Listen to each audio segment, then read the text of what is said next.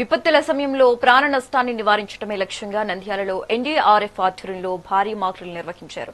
స్థానిక చెరువు కట్ట వద్ద ఫ్లాష్ ఫ్లడ్ సంభవిస్తే చేపట్టాల్సిన రక్షణ చర్యలపై జిల్లా రెవెన్యూ అధికారి రాము నాయక్, ఏఎస్పీ జావలి అల్ఫోన్స్ సమక్షంలో ఈ కార్యక్రమం జరిగింది. బోట్లు బోల్తా పడినప్పుడు బాధితులను ఎలా రక్షించాలో ఎన్డీఆర్ఎఫ్ బృందం ప్రత్యక్షంగా చేసి చూపించింది.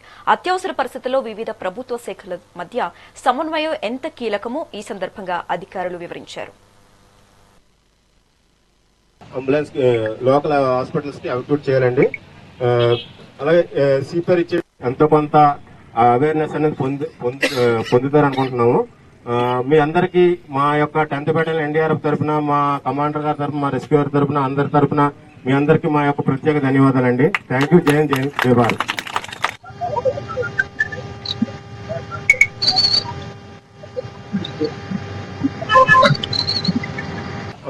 ఈ రోజు చిన్న చెరువు కట్ట దగ్గర ఎన్డీఆర్ఎఫ్ టీం వాళ్ళు బోట్ క్యాప్సైజ్ అయితే ఎట్లా రెస్క్యూ ఆపరేషన్ కండక్ట్ చేయాలి అనేది మాక్ డ్రిల్ ఒకటి కండక్ట్ చేసి చూపించారు.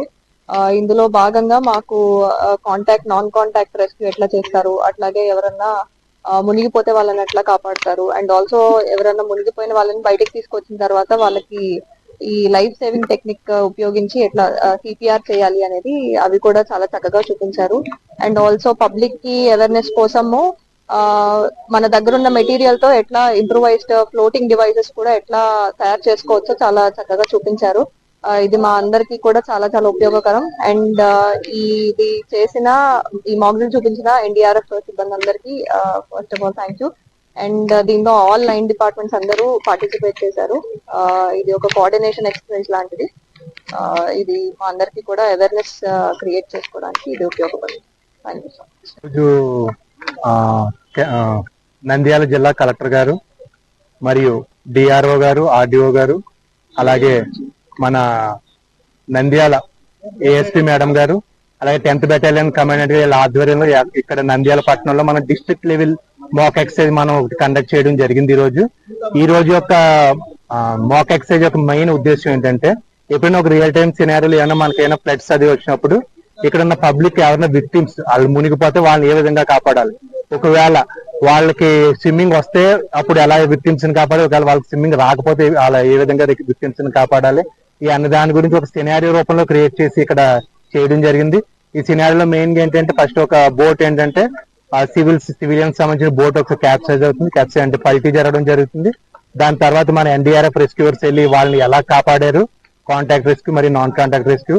తర్వాత ఒక వ్యక్తి మునిగిపోయి ఉంటే ఆ మునిగిపోయిన వ్యక్తిని ఆక్సిజన్ సిలిండర్ సహాయంతో డీప్ డైవర్ వెళ్ళి ఎలా వాళ్ళని తీసుకొచ్చిన తర్వాత ఇక్కడ మనం ఏ విధంగా వాళ్ళకి ఫస్ట్ ఎయిడ్ కానీ సిపిఆర్ కానీ ఇలా చేయడం ఎలాగో చూపించడం జరిగింది.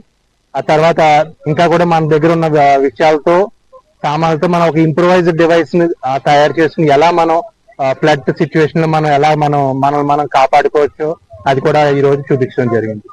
మరొకసారి వచ్చిన అందరికీ ధన్యవాదాలు తెలుపుకుంటూ థ్యాంక్ యూ. ఇన్స్పెక్టర్ గోపాల్. జిల్లాలో జరుగుతుంది ఈ ప్రోగ్రామ్. దానిలో భాగంగానే మనకు నంద్యాల జిల్లాలో ఈ రోజు స్టేట్ నుంచి ఎన్డీఆర్ఎఫ్ టీమ్ డేట్ కోసం అడిగినారు, డేట్ ఇచ్చినాము.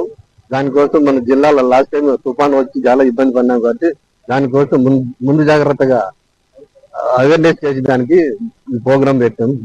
దానికి ఎన్డీఆర్ఎఫ్ టీం వచ్చిన దానికి స్టేట్ నుంచి మనకు వచ్చిన దానికి మనకు జిల్లా తరఫున వాళ్ళందరికీ ప్రత్యేక ధన్యవాదాలు.